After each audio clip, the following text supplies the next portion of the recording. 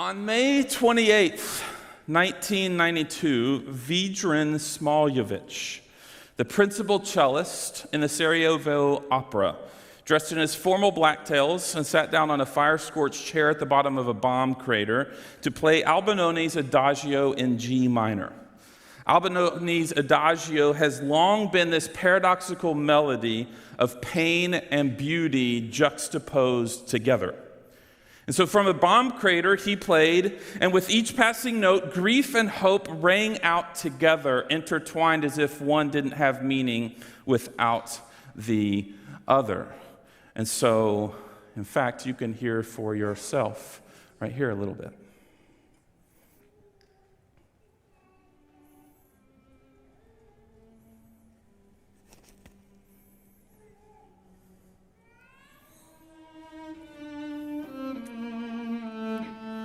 As that continues to play, so sitting in the bomb crater that day, Smoljevich wasn't just making a statement about the war he found himself within, but he was expressing the sound of his story and the sound of his people.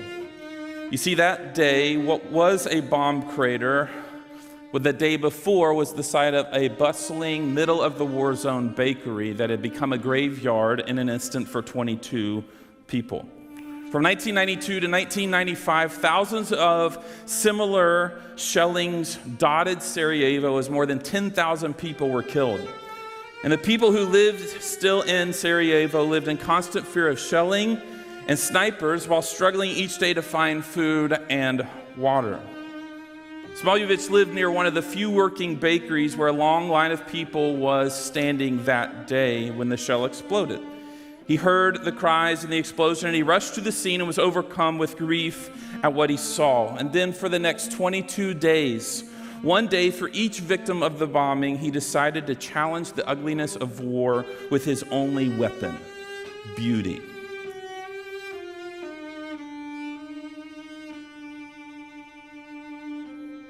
Known as the cellist of Sarajevo, Smoljevich not only performed outside the bakery, but he continued to unleash the beauty of his music in graveyards, at funerals, in the rubble of buildings, and in the sniper-infested streets. And he once said, "I never stopped playing music throughout the siege. My weapon was my cello."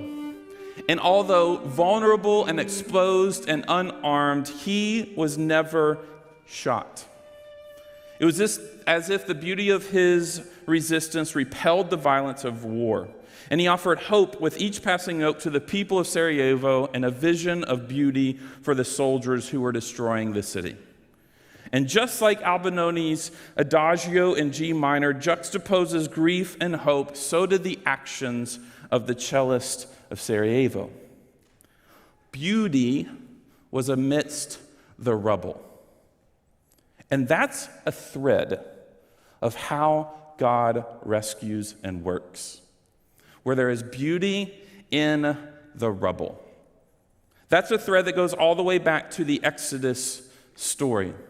It goes back to the scene that we looked at last week where baby Moses was placed in a basket and continued to a cellist in a bomb crater. This is the theme. This is the type of sound upon which God is writing his ultimate Exodus story. And sometimes it looks like a cellist in a bomb crater, or beauty in the rubble.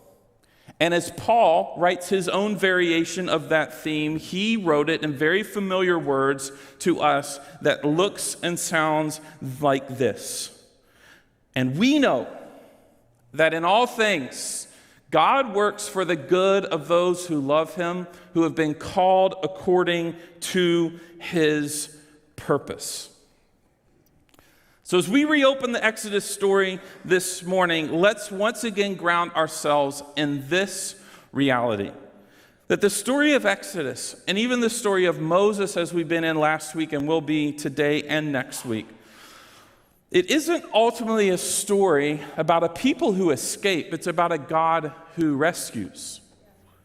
And in that rescue, it's about a God who takes the rubble, who takes the all things of our lives and works it together into something beautiful, kind of like a cellist in a bomb crater or a potter working clay. And so in the next scenes from Moses' life that we'll get in today, we're going to start to see a common thread, not just of what God does or how God does it, but why God rescues and why God puts beauty on the other side of what seems like rubble. And it is this. It's that God doesn't just set us free from things, he sets us free for something. God, in Moses' story, as we've seen and we'll continue to see, that he's not just setting Moses free from his stuff, he's setting Moses free for God's stuff. And the same is true for you and I this morning. That God isn't just setting you free to get you out of something, he's setting you free to call you and to invite us into something. And I believe that it's a journey set to this melody. And we know that in all things, God works for the good of those who love him, who have been called according to his beauty, where there is beauty in the rubble and purpose in the pain. This verse in Romans, written by Paul, this is like one of those verses that if it were a sponge, you could just squeeze it and squeeze it and squeeze it, and out would continue to come the promises of God. And the stories in this room and in our community of Jesus followers that are continually seeing God's rescue and God's redemption and God's working together of all things. It is a gospel-drenched verse, and there is a principle underneath it. But let's get honest for a moment.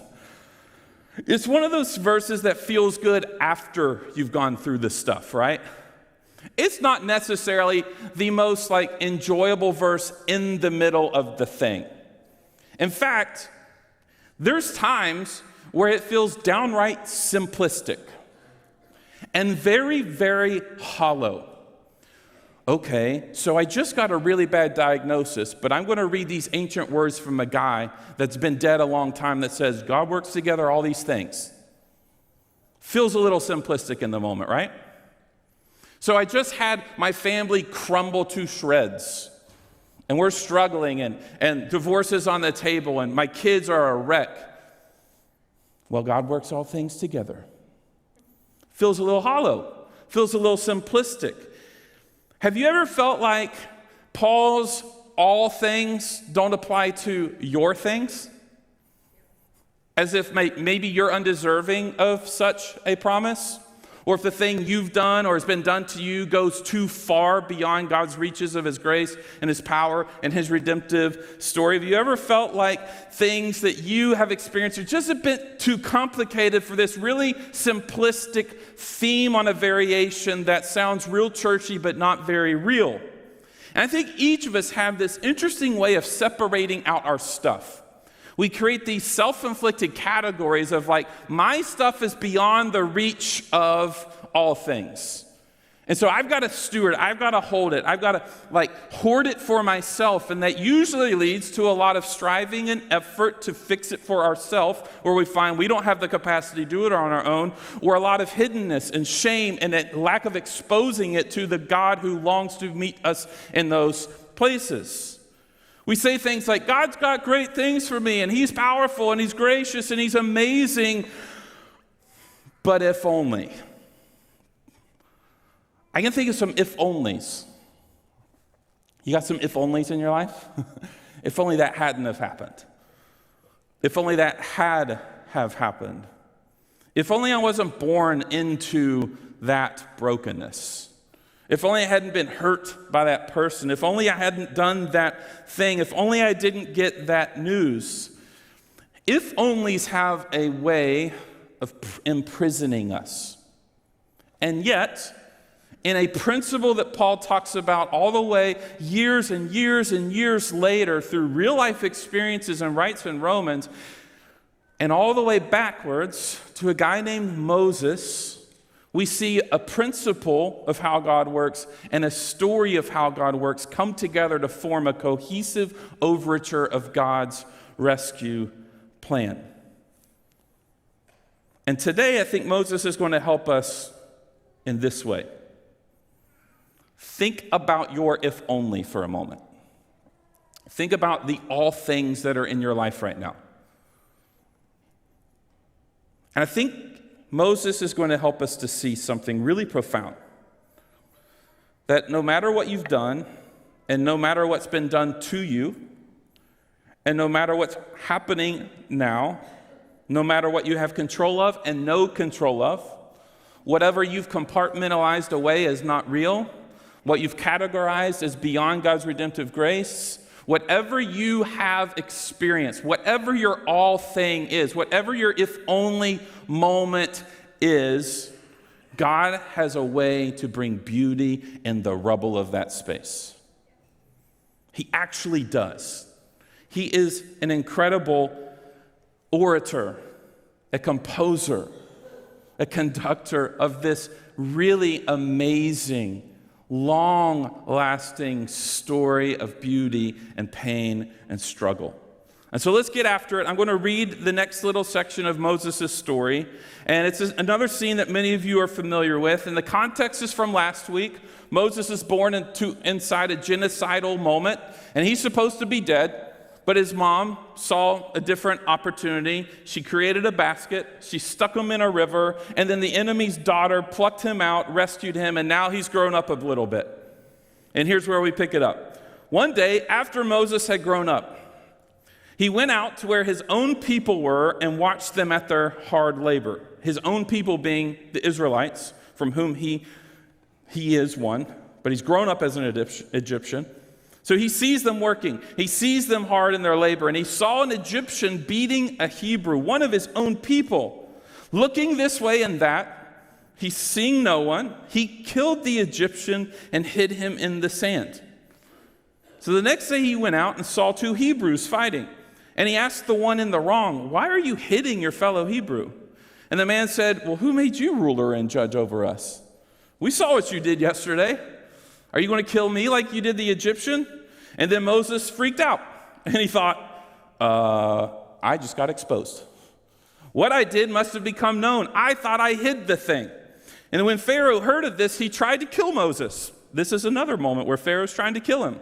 But Moses fled from Pharaoh, which is his grandpa, and went to live in Midian, where he sat down by a well. Now a priest of Midian had 7 daughters, and they came to draw water and fill the troughs to water their father's flock.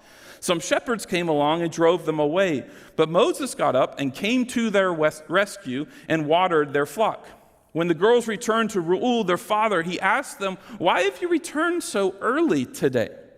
And they answered, An Egyptian rescued us from the shepherds. He even drew water for us and watered the flock." "And where is he?" he asked his daughters. "Why did you leave him? Invite him to have something to eat." So Moses agreed to stay with the man, and he gave him his daughter Zipporah to Moses in marriage.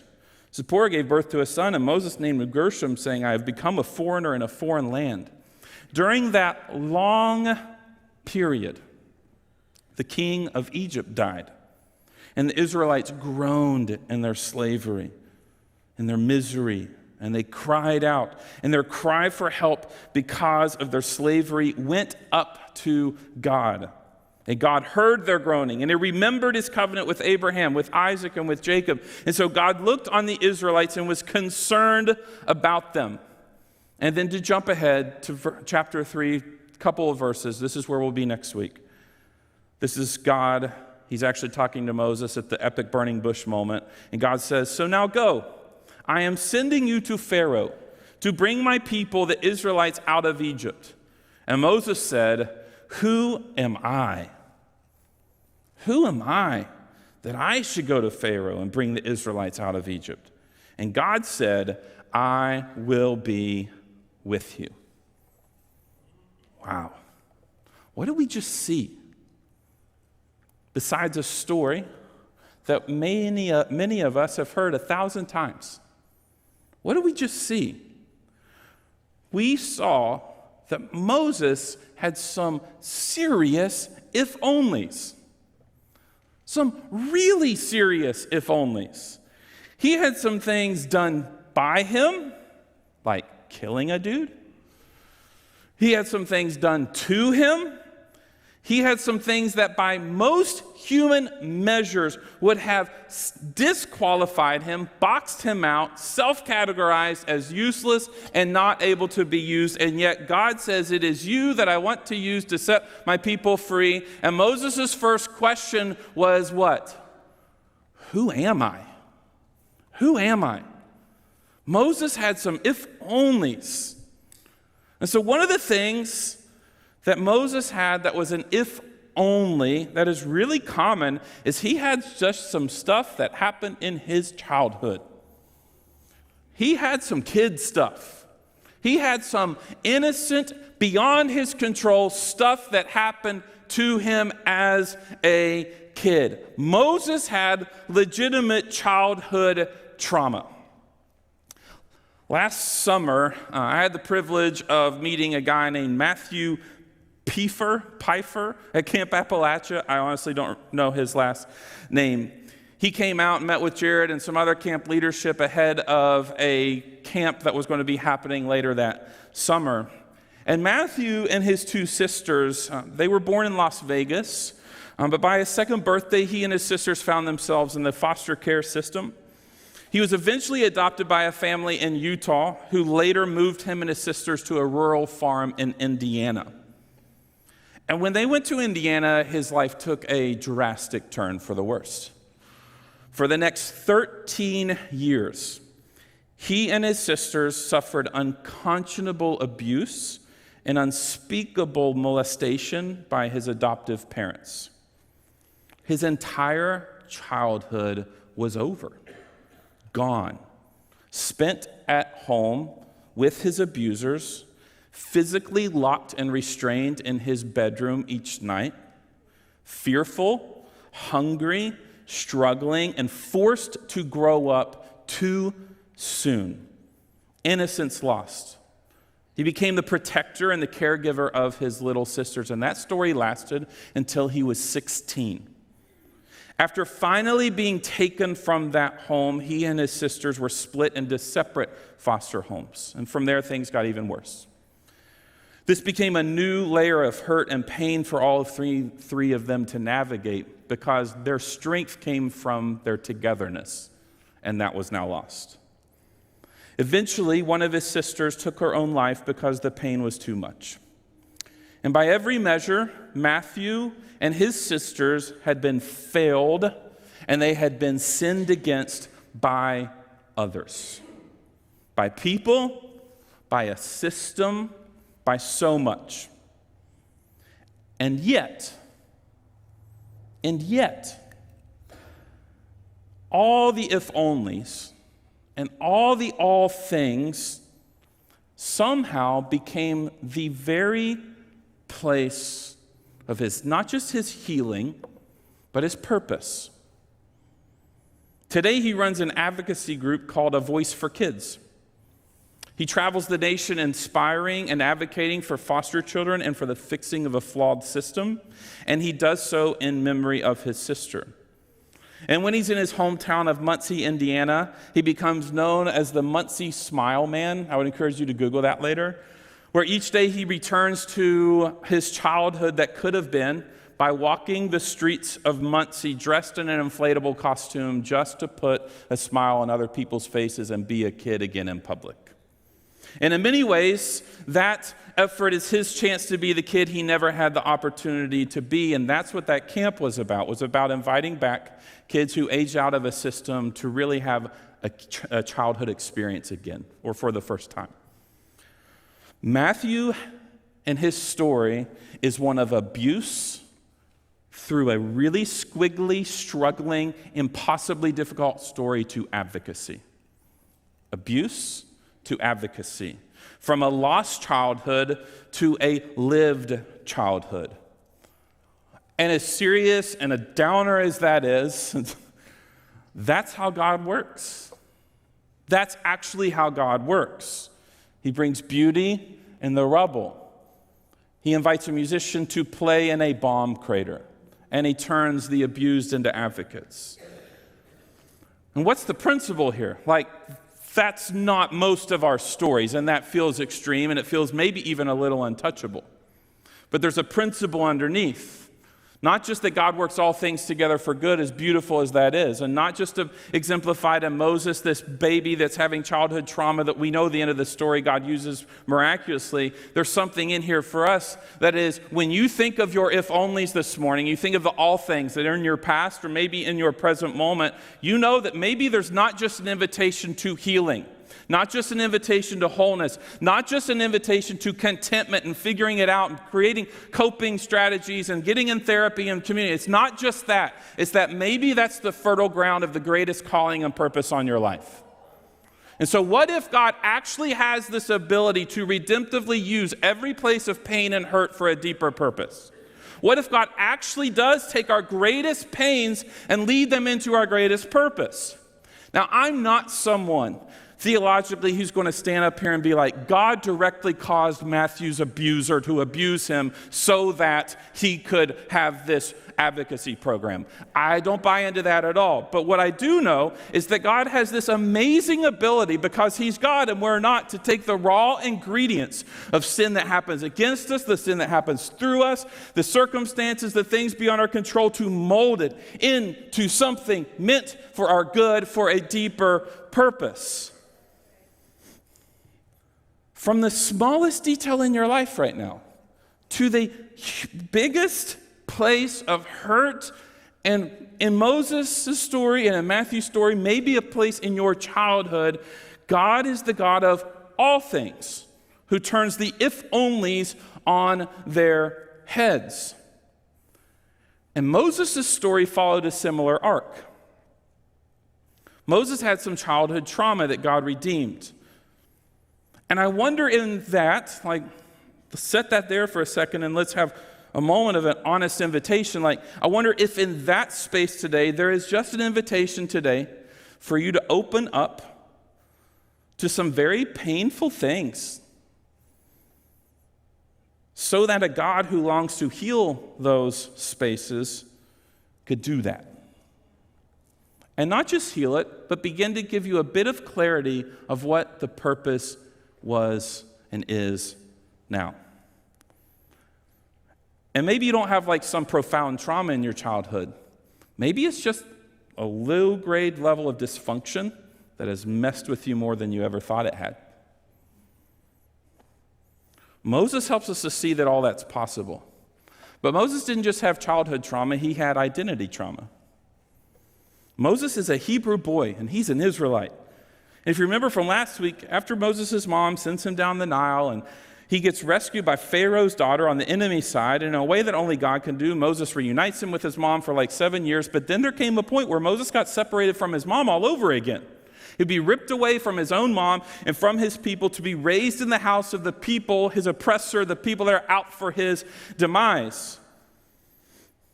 I think that's some pretty profound childhood trauma, but also some pretty profound identity trauma. How about you? He's asking, who am I? Am I an Israelite? Am I an Egyptian? Who am I? I mean, that's the exact question he asks God. Of all the things he could have asked God in that moment where God's inviting him into this place to heal his shame and to launch him into purpose, his question isn't like how or when or what are we going to do? What's the strategy? I got this. It's, who am I? Who am I? He's in the middle of an identity crisis. I can't imagine the wounding that he's carrying, the emotional, relational, social baggage that is attached to his identity. And when he came to that moment of his identity crisis leading to legitimate, I don't know who I am. I just killed an Egyptian. I thought that was going to get me in with my people. So I stepped in the next day with my people, and they rejected me too. I have no place. I have no people. What did he do? He ran. He ran. And I can just imagine the inner monologue. Dang it. If only I wouldn't have killed him.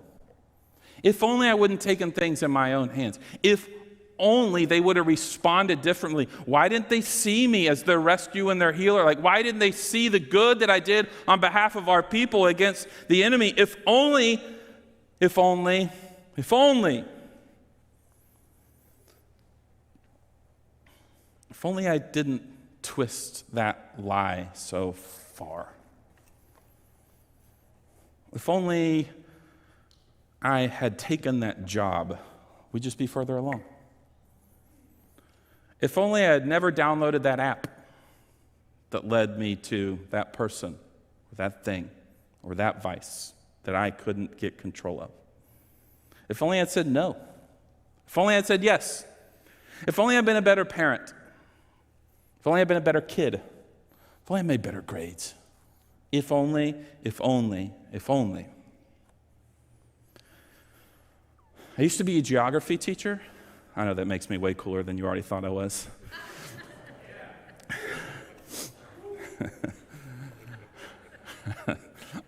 And I'm not going to lie, I love geography, but that's aside. Because of that, I still hold some random facts in my head. One of them is about the Mississippi River Basin, as one does. Did you know that the Mississippi River Basin is the largest river drainage basin in the United States? Did you know that it accounts for about 60% of the drainage of all rivers in the United States? You can see on the map behind me, beautiful, well done, well timed. It is expansive. Expansive. It's important to local habitats and ecosystems. It's important for the transportation of goods and services. It's important. And as far as watershed, there's no bigger system in the United States.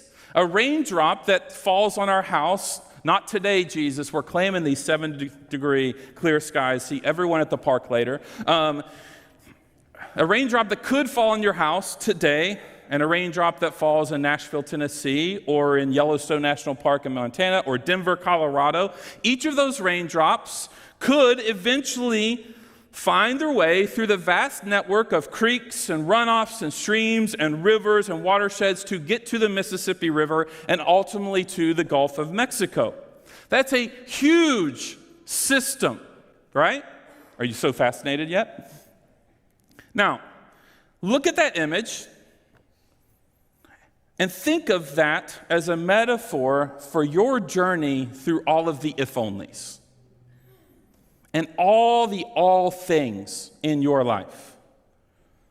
Just look at the map. Do any of you see any straight lines? Not a single one. This is a massive tributary system with all of these little squiggly lines. And it doesn't even account for all the various ways that water finds its way to the Mississippi and to the Gulf of Mexico. Now, think about your if-onlys for a second. Would you prefer a bunch of squiggly lines or a bunch of straight lines? Yeah. I'm going to answer for you. Straight lines. That's what you prefer. That's the leading question to help us make the point. But that's not how life works. It's just not how life works. And I think that most of us, as we wrestle with things like Moses' story, and we wrestle with promises that we see in Romans 8, like we love the promise. We love to say it back and forth to one another, no matter how simplistic or hollow we actually think it is in the moment. It's just one of our go-to lines. I don't know what to say, but someone's hurting. Oh, God will work it together for good. Peace out. We wish away the squiggly lines of our life. We prefer a straight line. We prefer a really short passage. We prefer the starting point near the end point. We prefer a really slow-paced journey. No ups and downs, good weather. I think that most of us are just straight up tempted to wish away all the squiggly lines. And it makes it really difficult to cling to a promise like what Paul is offering us. Because it feels chaotic, and it feels uncontrollable. And I don't know how you're looking at your life this morning and what feels in control and out of control, but oftentimes we're in the middle of the squiggly line mess. We don't just not see what God is doing in the moment. We don't feel like it has any direction or purpose or intention. Like, where is this ultimately headed anyway? But that's not the promise we have from God. It's that He that our lives and our if-onlys, our all things are like this massive tributary system.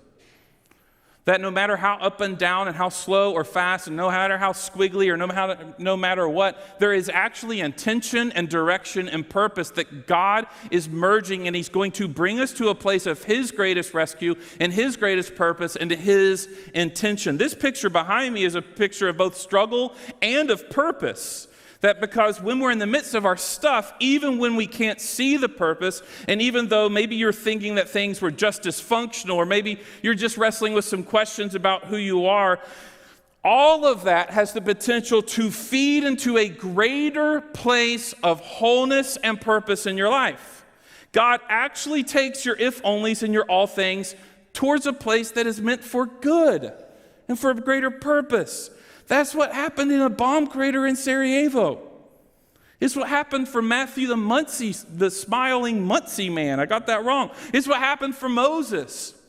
That despite his childhood stuff, despite his identity struggles, despite all the things that happened to him, despite all the squiggly lines that he created for himself and others created at him, despite the long seasons of the in-between where God must have felt silent and distant, this is how God works. It's why God works. That he takes your if-onlys and the all things of your life and he weaves it together for good according to his purpose. And what that also means is that there's not a single if-only in your life, good or bad, that is wasted. No question, no struggle, no hurt, no pain, no trauma, no divorce, no sin, no nothing. It's all part of your tributary system. And as you apprentice with Jesus, he has this way. He has this unforeseeable way of working things together for good according to his purpose.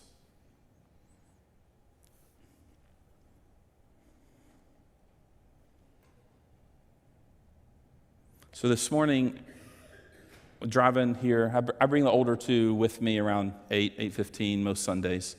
And lately, Grace Mason has been helping us out. We've been paying her to babysit the older two for a little bit so I can prep and she can have less than 3 to get ready before service. And, our girls are lovely, but they like to run.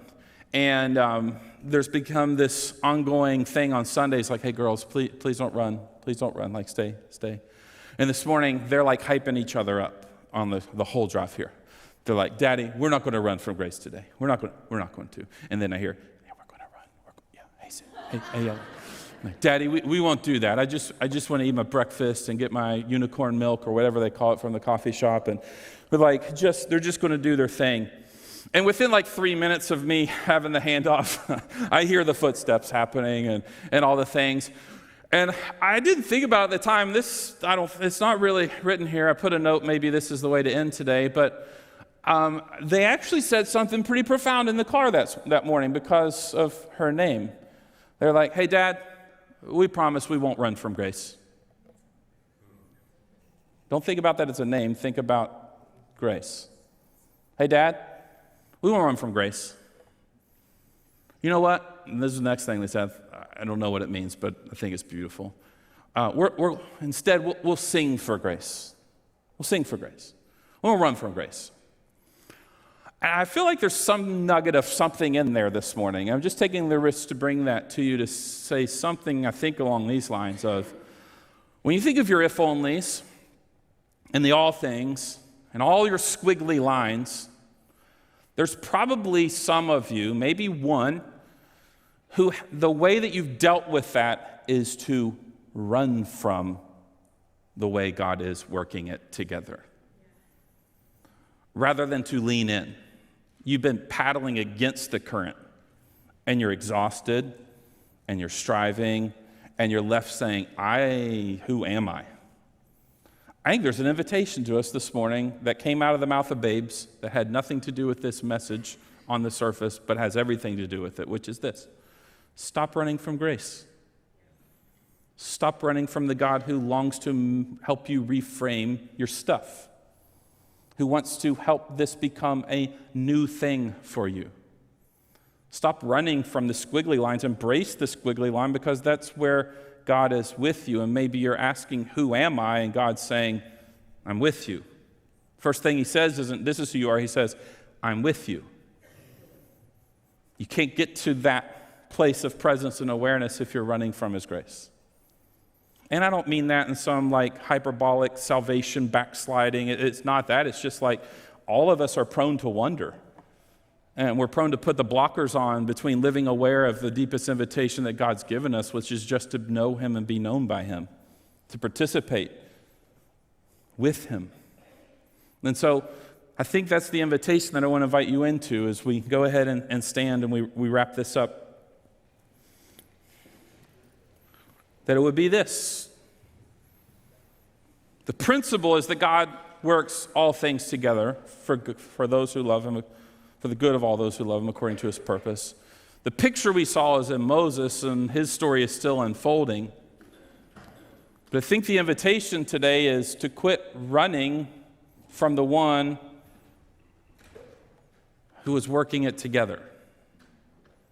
Quit running from the one who's turning the if only into something different. At some point, the cellists of Sarajevo quit playing in the bomb craters, by the way. He quit showing up to the place that was raw because God had healed him of that thing. And he returned to the orchestra, and he inspired others, and he's traveled the world to tell his story. So for some, maybe it's you got to do the work to get down in that bomb crater and find the beauty and find God who's with you. And for others, it might be it's time to get out of that bomb crater, because Jesus has been standing at the edge of it saying, come on, for a really long time. And maybe there's running from grace all in that mishap. And so I'm just going to pray, and I want to let that, if that resonates with you today in some way, stop running from grace, these images of a bomb crater, from abuse to advocacy, I would just encourage you as we sing today to just let that become the song of your heart. With words, with vocals, with closed hands, or eyes, with palms extended, whatever that looks like, there's an invitation. So Jesus, Holy Spirit, would you come? Would you saturate these words and this moment with the gift of your presence, with the gift of your love, with the gift of your grace? God, and for those in the room that their tributary system is a mess, would you give them just a different vantage, that it is leading somewhere? Would you help them to take their life and to begin to tuck it up under yours, to apprentice with you, to follow with you, to be vulnerable to you? Would you begin to heal them in the space of their shame and their regret and their past hurts? Would you get down in that bomb crater with them and show them there's a way out and there's a God who loves them even in that space? And for those that have been almost hiding in their hurt and staying stuck and scared to move on and scared to take the next steps of vulnerability and risk and love and exposure, and that the hurt has yet to become something that's scarring over a bit, would you just help to heal those wounds and invite them into a place of purpose? And wherever running from grace is part of that mix, just would you make that so real in the hearts, in the minds of the people in this room? And would you seal the work that you're doing? And so in an unrushed, unhurried way, Jesus, would you come? Holy Spirit, would you come? And would you speak to your people?